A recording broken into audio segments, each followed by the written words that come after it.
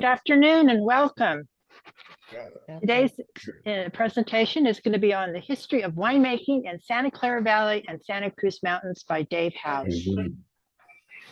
So I'm going to ask you to please turn off your video and your microphone because we're going to record this event.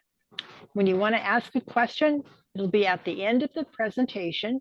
You could either type in on chat or ask verbally. Thank you.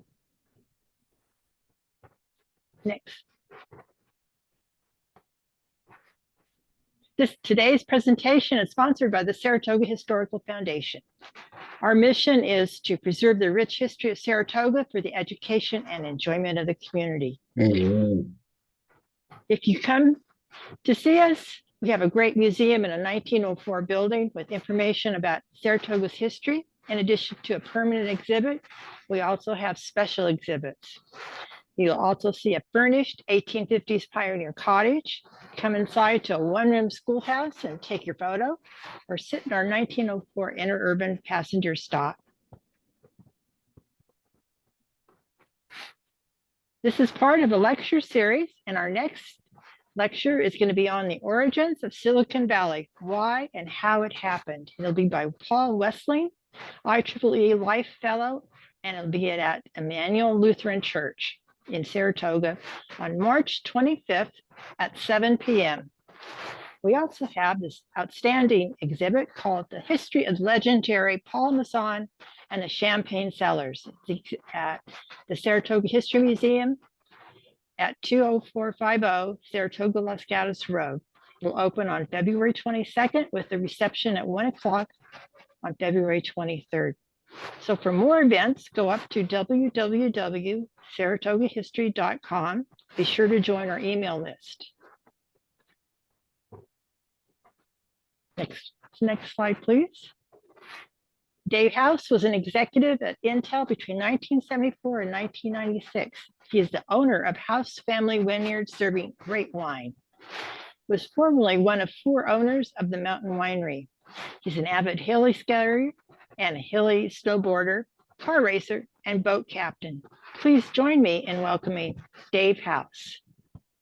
We're going to talk tonight about the history of winemaking in Santa Clara Valley and in the Santa Cruz Mountains. Of course, Saratoga wasn't a city at that time, and back when it all started, even Las Gatas wasn't, or none of the cities around here.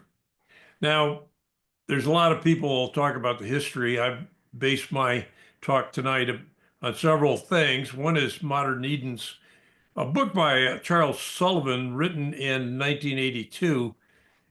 It's about winemaking in this area up until the time he wrote the book. There's another book by the name of Gift of the Grape, which was written by Mr. and Mrs. Reeve in 1959. It was sort of a promotional book around the Paul Masson champagne cellars. Vineyards in the Sky was written by Martin Ray's wife and daughter, Eleanor Ray and Barbara Personati, in 1993, and it really talks about the Mountain Winery and Martin Ray. I've got a lot of different verbal inputs. I've done some Googling and looked at Wikipedia and asked ChatGPT, so there's a lot of different sources. Today, I'll talk about basically 3 things. Most of my time will be on the first 200 years of winemaking in this area. I'm going to talk about the lineage of a winery down through the Paul Masson era, and then I'll briefly mention some wineries in the area. It all started in January of 1779 with the establishment of the Mission Santa Clara by monks coming up from Mexico. Of course, the monks were used to having table wine, and they needed wine for the sacrament. And in the beginning, that was all imported from the south. But there was a local grape called the Mission grape, Vitis californica, which grew wild. There was a lot of it along the Guadalupe River. They took some of these grapes, these wild grapes, and planted a vineyard in 1798, the monks did, and then they had wine starting in 1802 for their table wine and for the wine of the sacrament.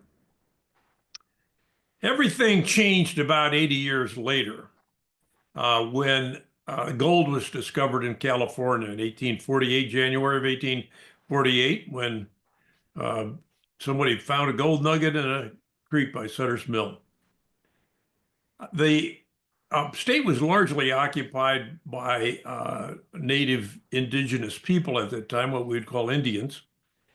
We don't have an exact count, but there were somewhere between 30,000 and 150,000 indigenous people at that point in time.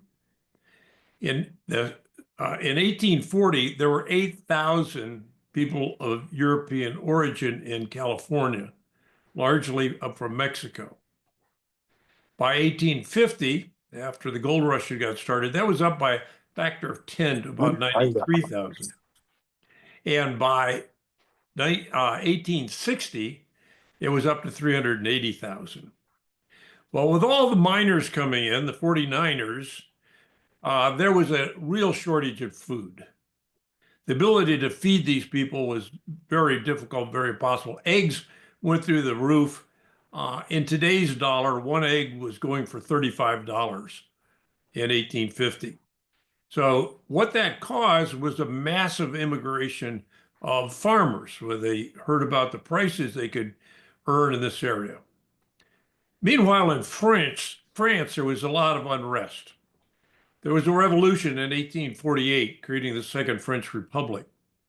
They elected Napoleon III, but in 1852, he had a little coup and he became the emperor. Meanwhile, farming was very poor. People were moving into the cities. Industrialization was taking, and we had some poor harvests around that time. A similar thing was happening in Italy, in that it was becoming unified for a bunch of city-states to a country.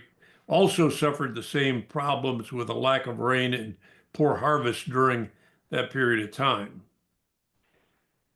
So we had a lot of French and a lot of Italians, and also a bunch of Germans who came to California to take advantage of this agricultural boom. There were about 1,500 Frenchmen who wound up settling in the western part of Santa Clara Valley. The Italians tended to be more in the south part of the valley, and the Germans, in general, went up to Napa and Sonoma at that time. Then something big happened. Phylloxera. The mission grape had grown up with phylloxera in the soil, this tiny sap-sucking insect that killed vines by killing the roots. And some of the wines that were made in California, some of the vines were taken back to France, and with that, on the roots, came phylloxera. So by 1863, there were American vines in southern France, and no one knew at that time how phylloxera was spread. It was spread through shovels and feet and people, walking on soil, spreading the phylloxera insect.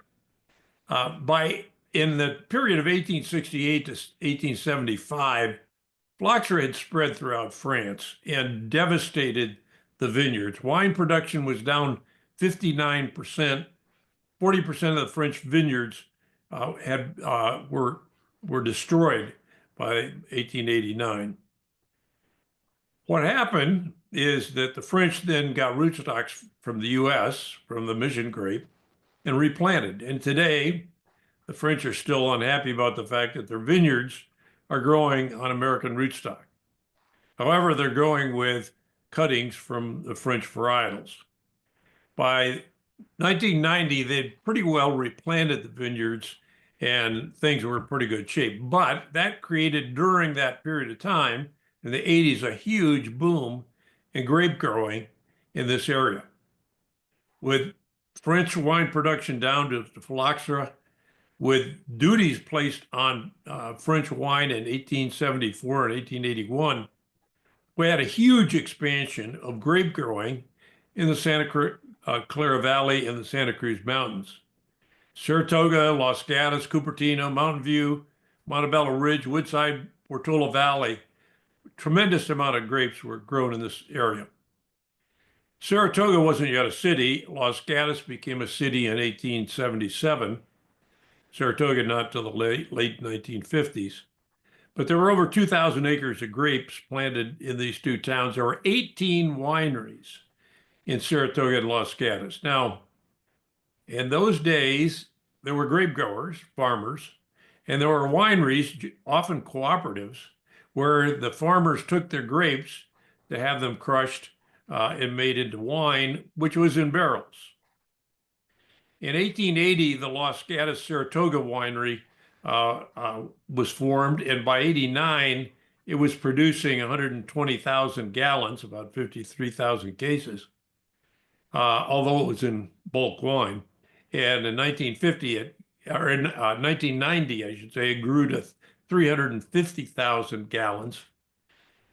In 1886, the Los Gatos Cooperative Winery was formed, and by 1889, it was producing 300 gallons. Now, this wine was all going up to San Francisco. Well, it was going to local restaurants and families in large containers. People would go with their barrels or their jugs or whatever container they had to the winery to pick up wine. But wine moved in barrels up to San Francisco, where the blending and the bottling and the aging and the branding happened. Charge your phone on one of those, like a Yeah. one of these will fit. These are, you can charge it. There's two of them. Here's a picture that shows the Los Gatos Saratoga Winery. It was over by where Quito comes out to Highway 9 today in Austin Corners. So it was just in the city limit, or what became Saratoga, outside of Los Gatos at the time. Well, things turned around in the 1890s. First of all, the French vineyards had recovered. Locally, the focus had been on production as opposed to quality. And the quality of the grapes and the wine being made was not that great. The 1890s, the U.S. also saw an economic recession. Prices crashed. A lot of vines were removed. And so we became an area of both orchards and vineyards. During this same time, there was a big economic war, the growers versus the sellers. The California Winemaker Corporation, which was largely based in San Francisco, the people selling organized, and the growers organized. And there was a big battle between the growers and the sellers. Unfortunately, for the growers, the sellers tended to have more of the leverage. Between 1890 to 1920, when Prohibition set in, we saw a strengthening in demand. There was a movement more towards quality. There was a big boom in the southern end of the valley with the Italian winemakers. In 1906, of course, there was a big earthquake. 15 million gallons were lost in San Francisco, and a lot of the cellars that operated there did not open again. Instead, the cellars were typically built in the areas around San Francisco. The Novitiate winery was very heavily damaged. There were railroads that ran from San Francisco to Santa Cruz, Los Gatos, and then over to Santa Cruz. The railroad across the mountain here was destroyed. Paul Masson had 62,000 bottles of champagne destroyed that he had in bottle storage. And the wine blending, the bottling, and the aging tended to move out of San Francisco with the earthquake into some of the surrounding areas in the East Bay, the North Bay, were the primary beneficiaries. At this point in time, there were about 50 wineries in Santa Clara County. But then battles broke out between 1912 and 1920 around Prohibition. In 1912, Los Gatos and Mountain View cities both voted to be dry. There were ballot measures on the California ballot in 1912, 1914, and 1918 that didn't pass. They were items to make the state dry. All of them failed. In 1917, San Jose voted to have no saloons. Beer and wine could be served with meals only. Now, this had been quite a wet area, and so it was a big blow when San Jose, which now was the largest city, voted to make it close basically the saloons. In 1917, because the business was getting more difficult, the Los Gatos Saratoga Winery closed, the biggest one in the area. In December of 1917, Congress passed Prohibition, the 18th Amendment. Now, that required certification by the majority of the states. And in January of 1920, California was the next to the last state to approve Prohibition, despite the votes that had happened. The state government passed the motion. It didn't pass by popular vote, despite the votes that had happened in 1912, 1914, and 1918. And 2 days later, Nevada was the last state to pass Prohibition, and the 18th Amendment went into effect. So between 1920 and 1933, there was Prohibition. A lot of vineyards got pulled up. Orchards were planted.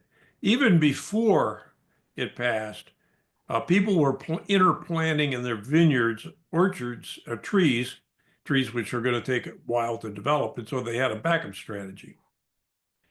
During Prohibition, the novitiate had a license to make wine for the sacrament, for the Catholic Church. Paul Masson had a license to make medicinal champagne. Champagne could be prescribed by a doctor. He also had a license to make wine for the sacrament. But one of the things that saved the vineyards was the fact that the Supreme Court decided that individuals had the right to make their own wine. They could make 200 gallons per year. Now that averages out to about 3 bottles a day. Now, drinking before Prohibition was about twice what it is today in terms of quantity, but that's a lot of wine. So the people with vineyards said, well, we're going to ship our grapes east, where the market was. And in 1921, there were 29,000 carloads of grapes that went east. Unfortunately, there was a shortage of refrigerated cars. And the grapes that were sent in non-refrigerated cars tended to ferment on the way there and did not make for decent wine. By 1925, it was down to 15,000 carloads. 10,000 were not sold that year. In 1928, prices dropped further. People started making grape concentrate and putting it in cans. And of course, in 1929, the stock market crashed. There were 2,200 railroad cars worth of grapes that were sent to New York City. They were unsold. Now, President Wilson was very much for Prohibition, but President Roosevelt was for repealing it. And the main issue about repealing Prohibition is there had been so much crime around alcohol during that period, so much violence, that repealing Prohibition was seen as a way to eliminate that corruption. So that was the first 200 years. Now I'd like to talk about a particular winery and the beginning of winemaking.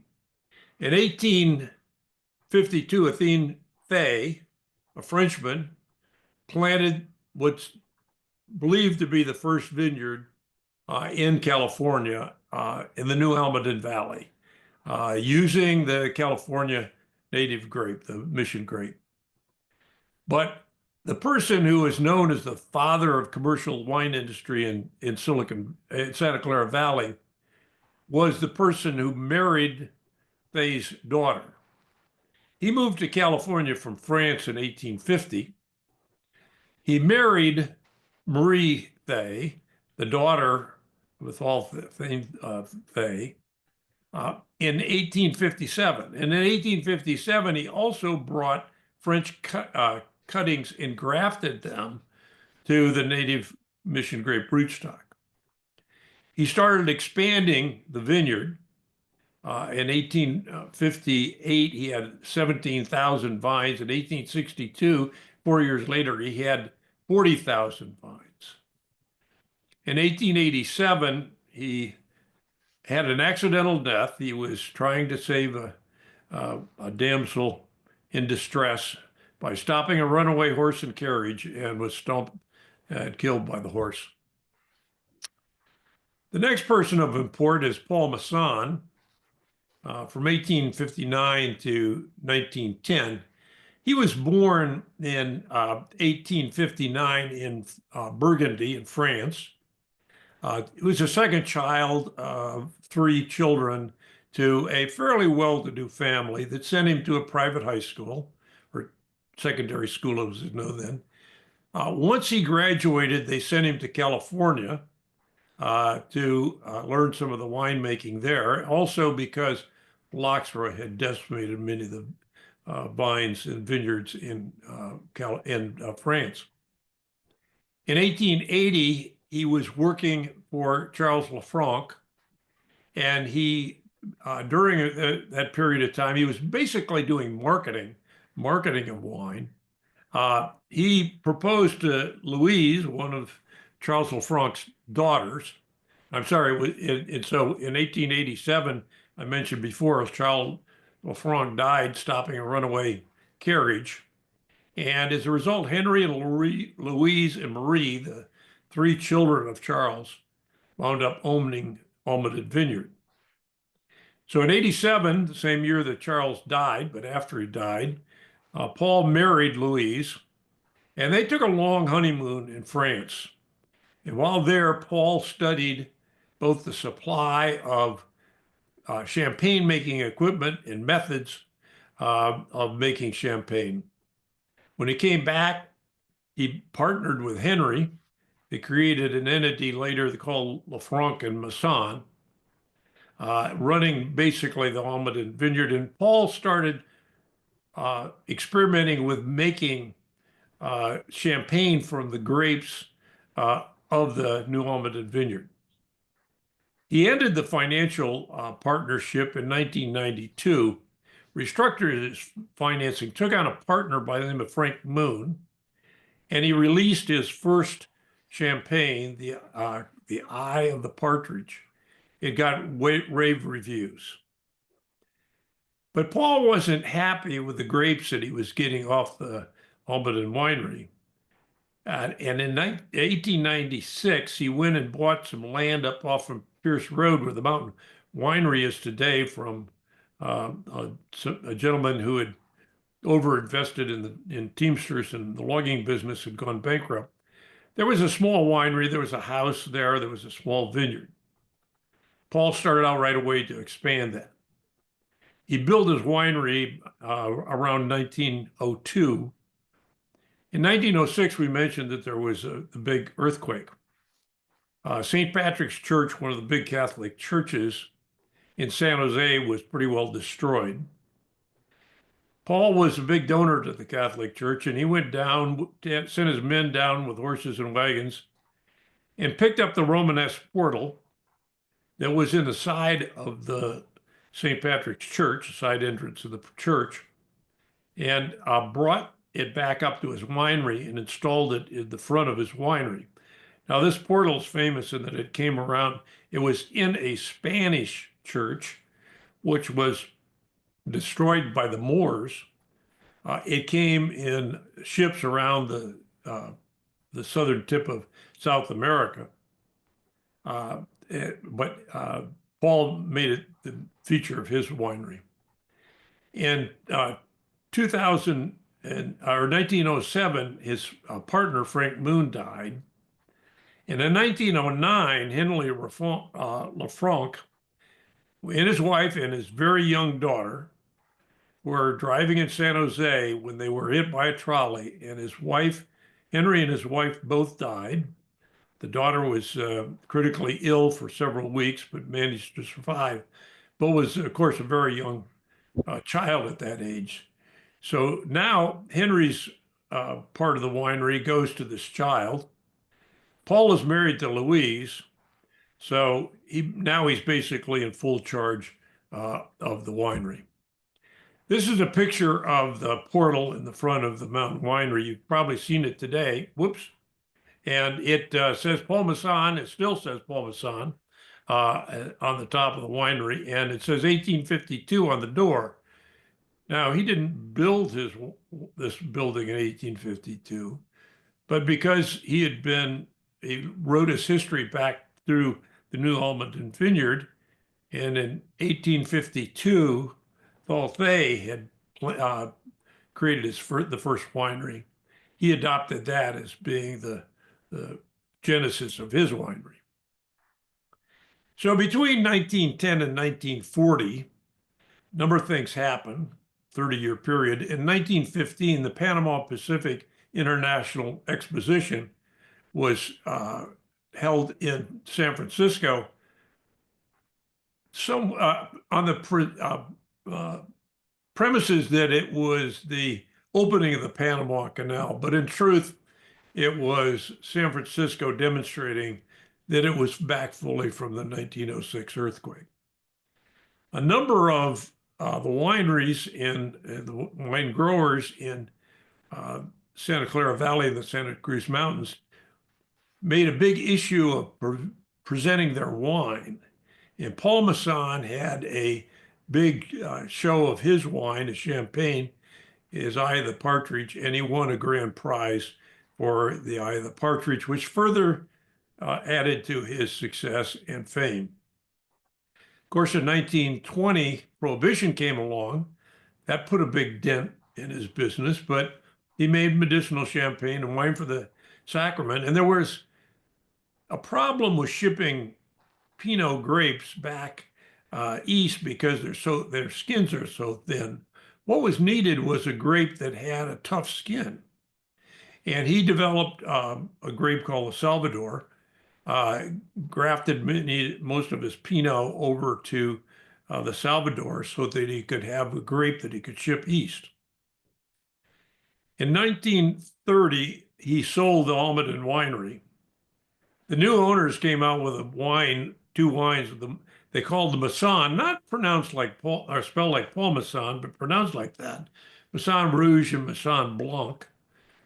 Paul sued him for using his name or a derivative of his name. The courts made them change the name, and so he was successful. Of course, in 1933, Prohibition was repealed, and the winery was back in business. But in 1936, he sold the winery to Martin Ray, who I'll talk about next. And Paul actually died in 1940. Here's a picture of Paul. He's in the center. You can see he was a pretty rotund individual. He was also famous for hanging around with a lot of people of name. So there's a lot of legend about him. It's often spoken. I don't know how much it's true, but it is the story of Paul Masson. First of all, he built Chateau La Cresta, the building that you still see up there at the mountain, but his wife never set her feet on the property. He had a very nice, large house down in San Jose. She was there. He went there from time to time, but the rumor is that he had a girlfriend up there at La Cresta, and that's why his wife didn't come up. The milk industry made a big marketing campaign out of an actress bathing in a bathtub full of milk. So Paul Masson had his girlfriend from the Follies dance group bathe in a bathtub full of champagne. There were also a number of robberies that happened at the Masson Mountain Winery. They generally happened in the spring, just before harvest, when there was need for more space in the winery. And men with masks on, carrying rifles, sometimes dressed as treasury men, sometimes dressed as burglars, would come and steal his wine. Strangely, people commented that those robbers looked a lot like his employees. So we're not sure exactly where that wine went, but it got outside of the normal IRS eye. He had a number of Hollywood friends. Charlie Chaplin had his own wine barrels with his names written on it. He invited people from Los Angeles often for big parties. And he had a lot of high-end parties. Now, there was a tree that at one time fell and blocked the road. And he had his men take the horses and go down and move the tree to the side. The story is when he had parties, that tree would get moved back into the road so that the police or anybody else couldn't come. And he started the transition of live music there, although the concert series didn't begin until the 50s, 1950s. It was basically a derivative of some of the things he had done. Here's one of the Paul Masson parties. You can see people sitting around at tables, and he's got musical instruments and people playing at the door of the winery in that famous portal with 1852 above it.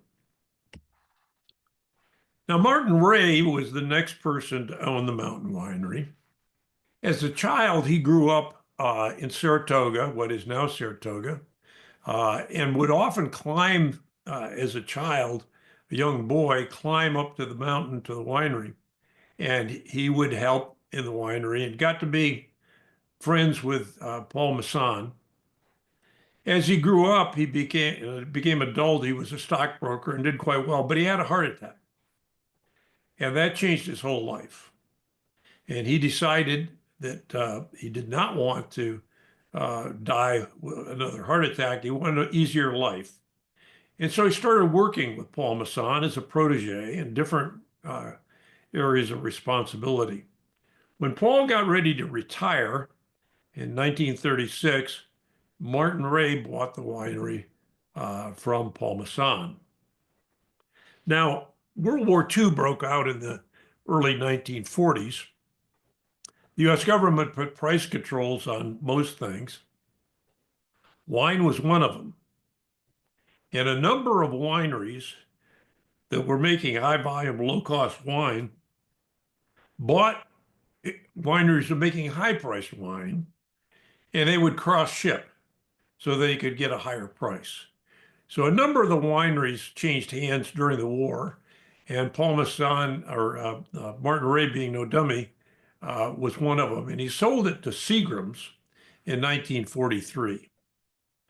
Now he took the money and he went next door, the other side of the mountain, which on some maps is called Table Mountain, and founded the Mount Eden Winery and built himself a house and started making wine. Now, he was a very eccentric winemaker.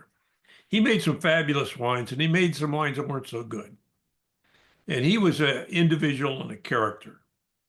And he had this great idea in by the early 70s, the 60s and 70s, that he wanted to create a American viticulture area. The areas such as today, you've got the Napa Valley and Sonoma and Santa Cruz Mountains AVAs. But the powers that be in the government said, well, you can't make an AVA around just your winery.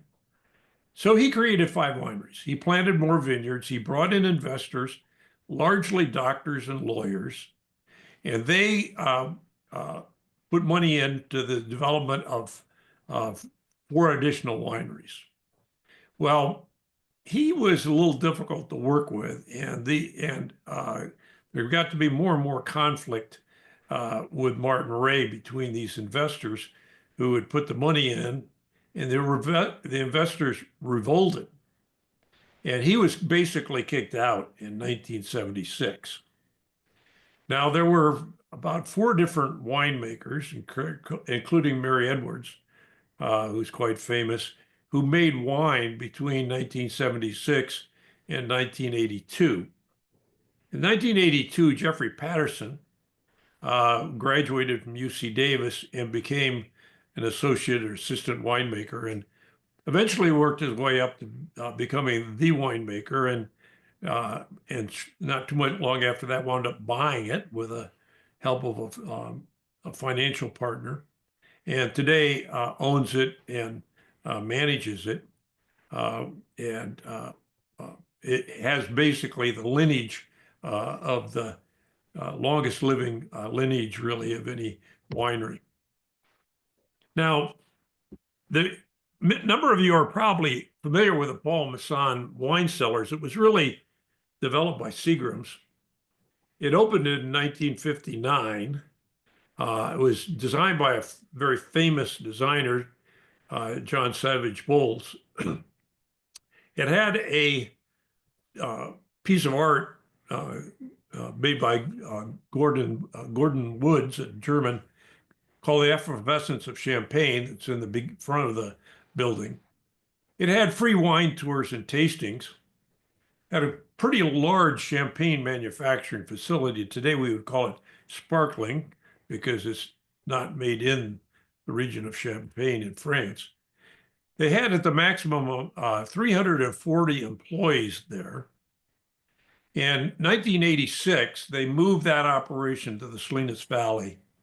And in the 1990s, that property was, building was demolished. It turned into a residential development, and it's there now. Many of you will remember seeing this was taken from a previous presentation at the Saratoga Historical Foundation. But you can see the piece of artwork in the beginning, which was in a big pond, the 4 buildings in the back where the champagne was made, and the tasting where you could take a stairwell down to cellars and taste the wine there. Now, a lot has changed since then in Saratoga. This is an aerial map of Saratoga. Downtown, if you can see my mouse, I'm circling, is here. Saratoga Avenue goes out towards San Jose. There's a railroad line that goes through here. The Sunnyvale Saratoga heads out towards Sunnyvale. And you can see there are some houses, there's some dwellings downtown. There's a few dwellings along Sunnyvale Saratoga. There's a number of dwellings along the old historic Saratoga Avenue. And just for reference, I showed my property out on the side. The Cooper Garrett property is right next to us, adjacent to it, but this is where the House Family Vineyards property today. But this, just for reference, shows what it looks like in modern times. Highway 85 has been built. The railroad's still there. Downtown is still downtown. Saratoga Avenue still goes to San Jose. Sunnyvale, Saratoga still goes to Sunnyvale. But it has been totally developed. After World War II, a lot of people who had visited California in the service for the first time moved and migrated to California, and we had a huge build out. And of course, in this day, we were starting to even get a technology build out back in the 50s. But today, you've got we're part of Silicon Valley, and it's all one contiguous area. So I'll end by mentioning a few wineries that exist today. Here's a map of Saratoga, and today there are exactly 3 wineries. Now, there are about 50 backyard vineyards. Most of those vineyards either sell their grapes, or a few of them will convert it into wine, but are not licensed to sell it. You can drink it, you can give it away, but you can't sell it. There are 3 wineries that have U.S. Treasury and state licensing permits to perform the dastardly deed of converting sugar into the demon alcohol. Catherine Kennedy is the smallest. House Family Vineyards is shown here, and Cooper Garrett is shown next door. Catherine Kennedy was founded in 1973 by a woman named Catherine Kennedy. It was a 7-acre vineyard planted in Cabernet Sauvignon. Catherine was very big about the environment, and it was certified as organic in 2007. Unfortunately, Catherine died in 2009, and Marty Mathis, her son, took over and today manages that business, makes the wine, etc. Unfortunately, a large part of that vineyard became houses, not the part that you can see from Pierce Road, but that's behind the houses along the ridge.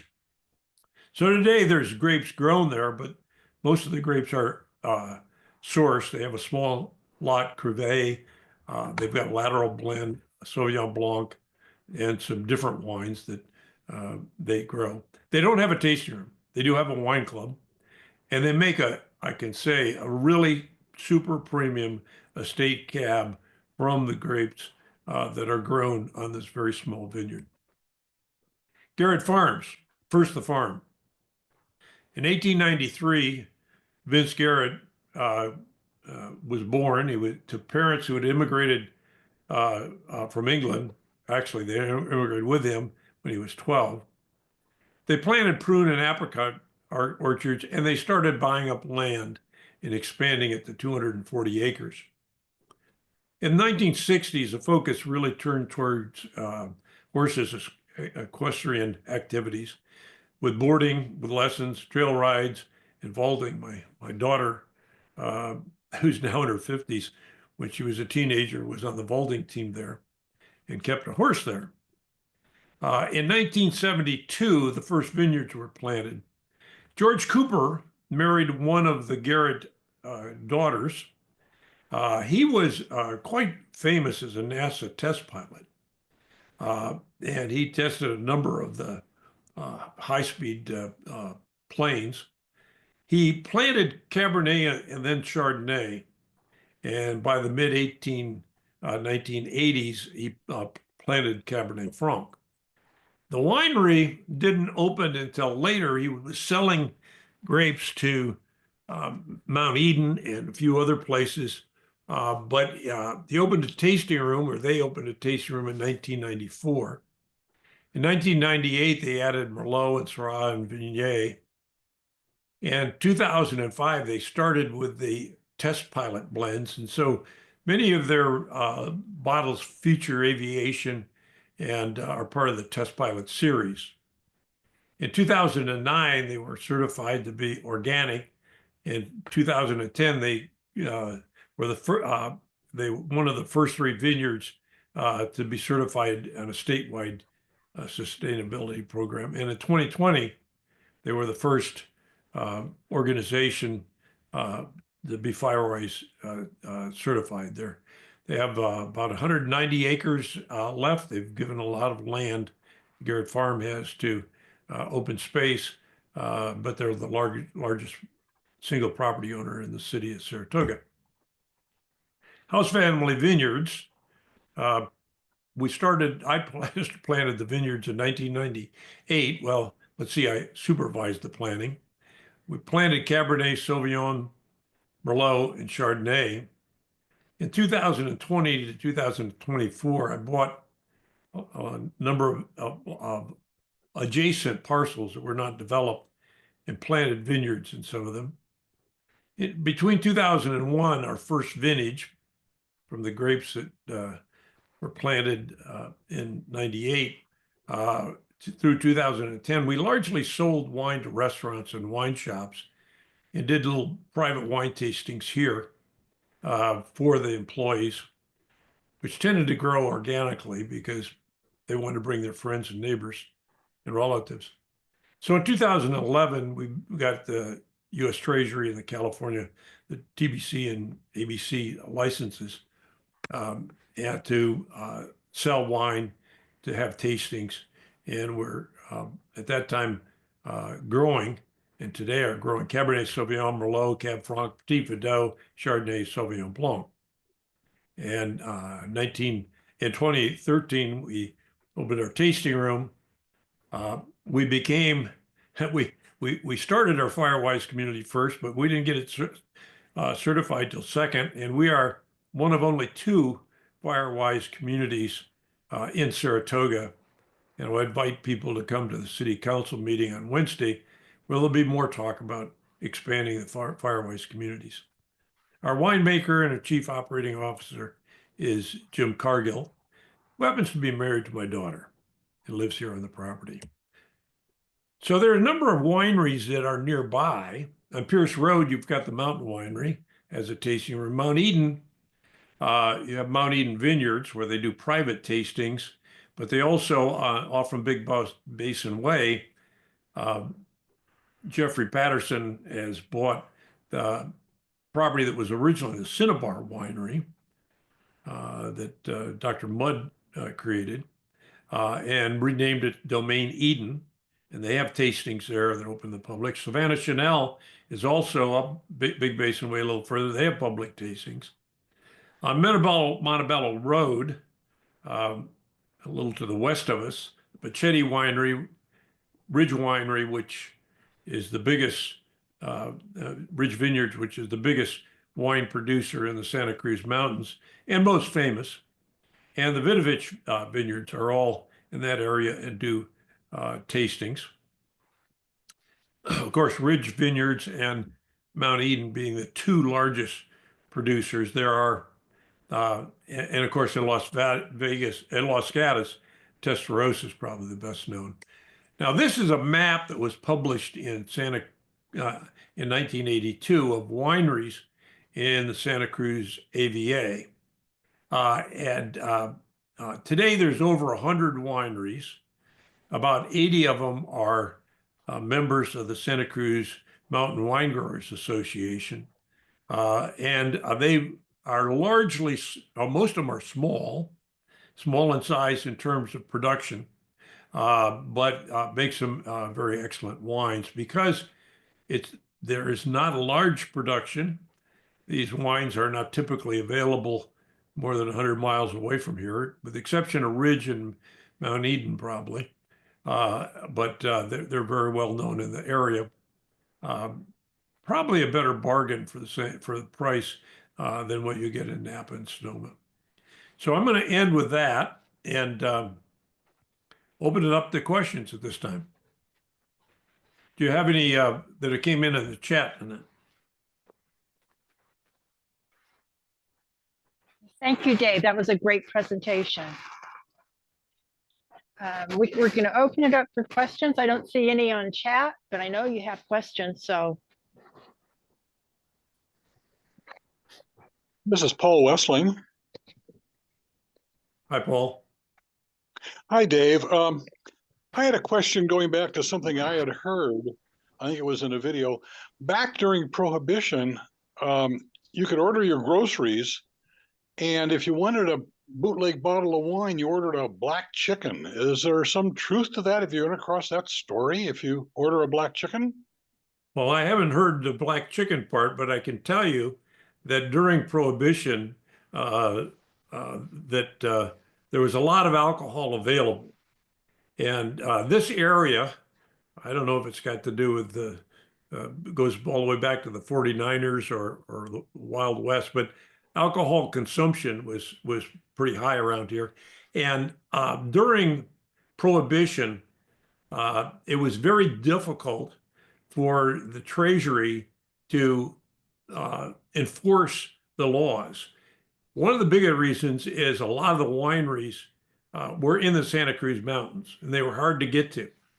And if you got to them, you probably couldn't find where they had the wine. So wine was, like all alcohol during Prohibition, was fairly available, but was particularly available in this greater area.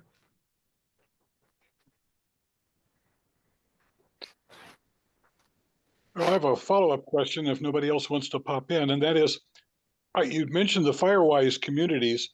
I haven't heard of that. What is that, and what do you do to make yourself a Firewise resident? Good question. Well, the Firewise communities exist all across the U.S., and they are greater in the higher fire danger areas. It's interesting, Santa Cruz County has gone, since the big fire in 2000, has gone from having 17 Firewise communities to over 50 Firewise communities. And the Santa Clara County has more in the 20 area. There is a national organization that certifies Firewise areas. The requirements are not so difficult, but the documentation is. The requirement is that every member in your area spends 1 hour a year improving the fire resistance of their property. Now, that's not hard to do. Now, most of the people in Saratoga have gardeners, and the gardeners can do a lot of that work. We're probably not going to get out and, cut down the underbrush, but we can certainly find people that will do it, and that qualifies. Those hours wind up qualifying. You have to have a 3-year plan. You've got to do an assessment.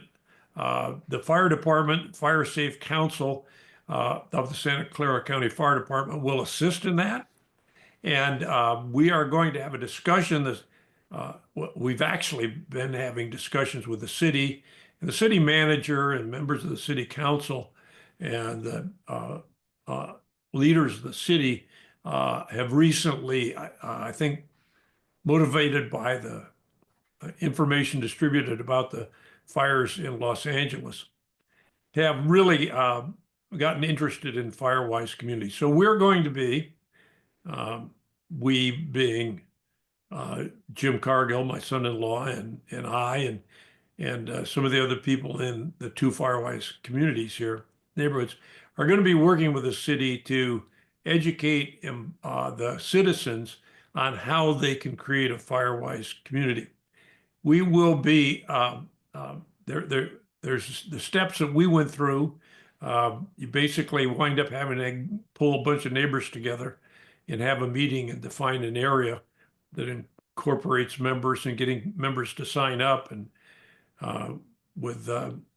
if you go to oldoakway.info, which is our Firewise website, we have actually a form that we use that people fill out about the fire safety of their particular home. And we also have an education event once a year. We have a neighborhood party where we also indoctrinate people and invite them to join our community. It largely has to do with defensible space, which is making sure you don't have anything flammable within 5 feet of your structure. Making sure that you have low fire danger items within the 5 to 30 feet distance.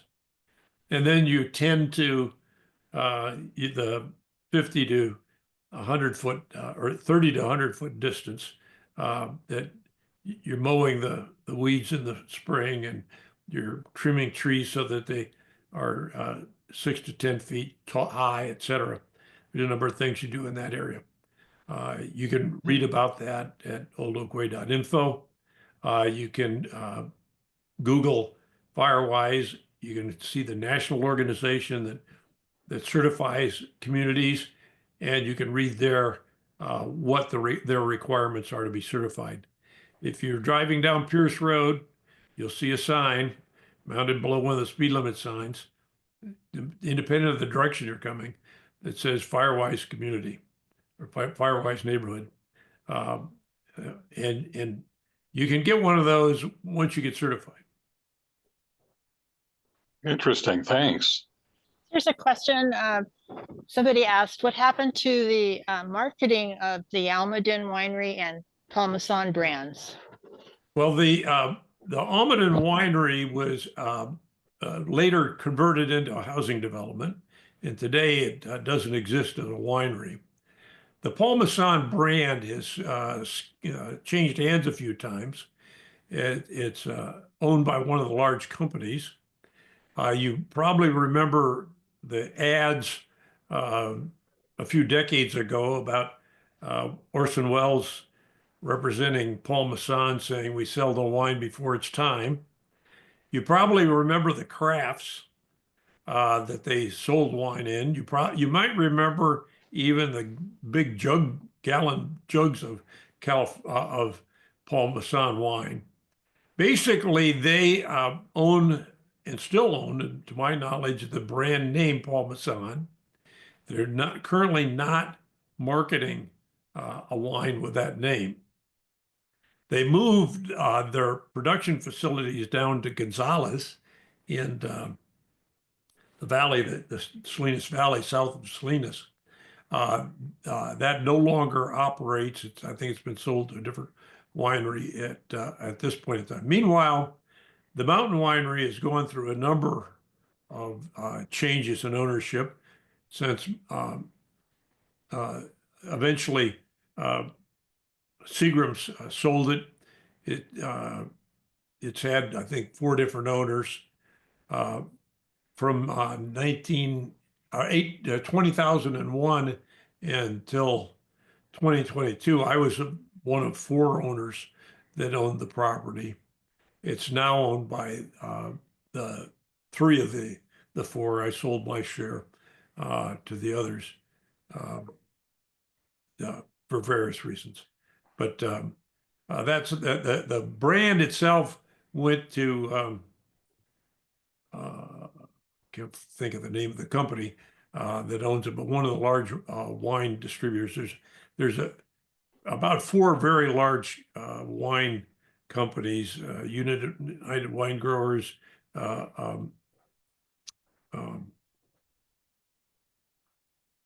Consolidated, I think, is the one that owns the Paul Masson name.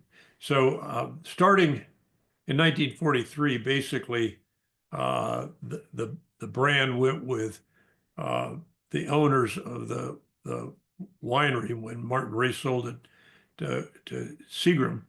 And Seagram was a union-based company, and they tried farming with union laborers. It didn't work very well.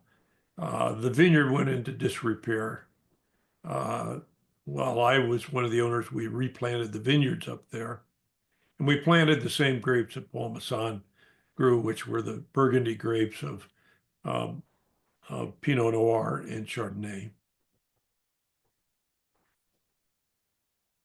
But Colshaw, one of the land developers, owned it. Then Robbie Kumra owned it. Then the partnership that now exists, minus me, bought it in 1899, I should say. I bought it in 2001. So here's another question. What do you expect for the future of wineries in Saratoga/Santa Cruz Mountains? Well, the winery business in general, the alcohol business in general, is not growing at this time. That means that some of these wineries are going to probably not be able to make it. The premium ones, there's no question that they will continue to shine. The area amongst sommeliers, the area has very excellent reputation. There's only like 248 master sommeliers in the world. And one of them came and tasted our Cabernet, and he said, what are you selling it for? And I said, what's it worth? He said, well, if it said Napa Valley on it, it would be worth probably $40 more than what it would with Santa Cruz Mountains on it, because the reputation, the branding of those wines. The Napa Valley wines, which are growing in flat, fertile areas with lots of nutrients, tend to ripen very quickly, become very fruit forward. They are often not picked until they start to raisin, that is, they dehydrate to concentrate the flavors, and they're very full wine. And I like cabs from Napa. I like the cabs from the Santa Cruz Mountains with food, and more than I do the ones from Napa with food, because I think the wines here have more subtly. They're not big fruit bombs, so they have lower alcohol because they're lower sugar because of the poor soils. But they're great wines to drink with food, with dinner. Not that you can't. There's some of our wines, like the Syrahs, I think are great as a cocktail before dinner. But I think that's one of the areas where the Napa wines really shine is as having a glass of wine in a bar. Here's another question regarding the suitability in Saratoga for having great vineyards. What are the contributing factors? Is it the temperature, soil, water availability, or something else? Well, there's several things that make this a particularly good area. This area from Los Gatos up to almost the highway that goes to Half Moon Bay is known as the Chain of Gold or Chanda Ur because it grows really great grapes. And the things that make it make the Saratoga wineries, which are all in the hills here, so good is the fact that we've got cold water coming down from Alaska, so the water in the Pacific is cold. We have a chain of mountains here, which is 3,000 feet high between us and the ocean here in Saratoga. And we have a valley below us that's about sea level. During the day, the sun heats up the valley. It gets quite warm and pleasant. It holds back the marine layer, the colder, wetter air. The morning sun shines upon the grapes because it's an east-facing hills, and dries out the condensation that's on the grapes. But then, as the sun gets towards the west, it's on the grapes in a very oblique angle. And then once the sun comes down, the cool air comes in, and we get dew. And the dew settles on the leaves and on the grapes and gives it just enough moisture that we can dry farm. And most of us here dry farm. We do not water the grapes because they get sun or get moisture during the evening and the morning. But then in the morning, the sun comes up and starts gently warming the grapes. Because they don't get hot like a valley grape would get in the afternoon because the sun is at an oblique angle, we have a long hang time. Hang time is the time between the time the grapes turn from green to purple or from green to translucent for the white wines, and harvest. And so that's when the complexities develop. That's when the characteristics of the soil tend to shine through. And this cooling during the night and warmth during the day causes the sap to go up and down the vine and pumps nutrients and flavors from the soil up to the grapes. Now we have, because of the San Andreas Fault, we have two different kinds of soil. The soil in Saratoga is basically Santa Clara shale. On the other side of the ridge, we get soil that comes from the western plate that's been pushed up. And all of the hillsides tend to have the nutrients have been bleached out of them over millions of years and run into the valleys. And so the soils are quite poor, which causes small yields but great quality. So the Saratoga, I don't think we have many vineyards in the flatlands of Saratoga anymore, or orchards as far as that goes. And so I can't really speak to that. But the vineyards, most of the vineyards are along Mount Eden Road, along Pierce Road, and in the foothills part of the city. Thank you. Well, I think if there's any more questions. Yeah, Ned, I have one. This is Paul Wessling again. So Dave, back 40 years ago, I remember the unique Bonnie Doon winery over in the Bonnie Doon area. And I remember I drove there after the fire and I think they closed down. Can you give us a kind of a snapshot of what's happened to Bonnie Doon over the years? Yeah, I don't remember the name of the winemaker there, but he is quite eclectic and a very unusual guy. I think his Um, name was Dave also, as I recall. Okay, so he produced a lot of very unusual wines out of very unusual grapes. That was his specialty, is growing unusual grapes. If you go around the world, you'll find there's a tremendous variety of grapes. The University of California, Davis, has created clones of so many of the grapes that will do well in various climates, various terroirs. And so you'll find there's altogether different grapes in Italy or in Hungary or in Yugoslavia or different places. Australia, New Zealand, there are typically different grapes that are grown there. But in Europe, there's particularly a lot of different grapes. And he was a real advocate for making wine out of some of these various grapes. You would find places to grow them. He is now has another winery. He's down more towards the south end of the valley, and it's got a very unusual name. It starts with a P. I can't remember it. Yeah, but he's continuing his tradition of making unusual wines. Some of them are absolutely wonderful. Some of them I just soon not drink. I've got two more questions. There are remnants of an old entrance gate on Quito Road on Highway 9. Do you happen to know if that's the former location of the Los Gatos Saratoga Winery? That's a good question. I don't know the gate that you're talking about.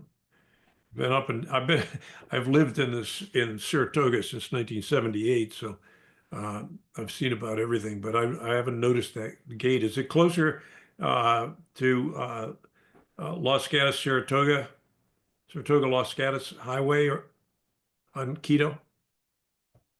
I don't know. You can see it from Highway 9 Okay. as you look towards Quito Road when you're right at that intersection. I noticed it as I bicycle by there. Well, I'll have to look for it. But the winery was near Quito and Saratoga Los Gatos Highway 9 is where it was located. Now trees have all grown up, and you're not going to recognize it now, but that's where the winery was located. So the second question is, this is a tricky question. What is your favorite non-house wine? Well, you got to tell me what the temperature is, whether I'm eating or not, what type of day it is. A lot of the time of day. I will tend to. I'd like to drink lots of different wines, and I have a favorite for different things and different times.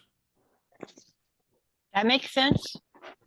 But I'll have to tell you that I am very fond of Marty Mathis at Catherine Kennedy, his estate cab, the stuff, the very limited production he has there. And I've got a number of those bottles in different sizes in my wine cellar, my personal collection. There's a number there. I don't think there are any bad wines that are made around here, but I particularly enjoy I enjoy them all. Okay. Well, I think this was really a great presentation. I really enjoyed it. Well, And good. from all the comments I've seen, everybody has enjoyed it also. So thank you very, very much. Well, thank you Thanks, for the Dave. opportunity. I love wine and I love history, so this is a great combination for me. Thank you very Great, much. thank And you. Yep. thank you all for coming. Thank you. Be sure to go up to our website, www.saratogahistory.com, to keep up with what we're doing. So thank you again And by for the coming. way, Yeah, and by the way, next month we'll have a talk. I'm giving a talk, and so that's March 25th. So watch the website. You Right. do. Thank you very much.